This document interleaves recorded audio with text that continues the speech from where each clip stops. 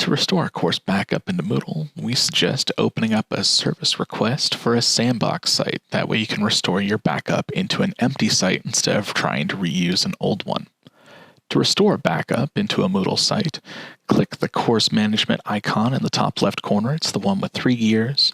And then in the course settings column, click Restore.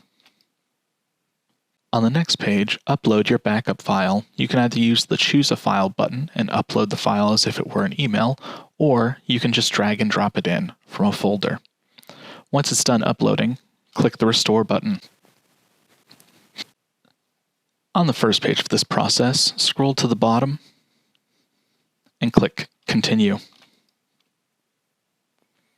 On the next page, scroll to Restore into this course and either select Merge the backup course into this course, which will combine it with any content you've already added, or delete the contents of this course and then restore. I'm going to select that option in this case.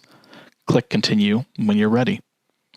On the next page, for Restore Settings, scroll down and select Next. On the next page, you can select what you'd like to restore into the course. So if there's something that you didn't want to bring over, you can just uncheck the box. Otherwise, leave everything selected, scroll to the bottom, and click Next. On the review page, scroll to the bottom and click Perform Restore.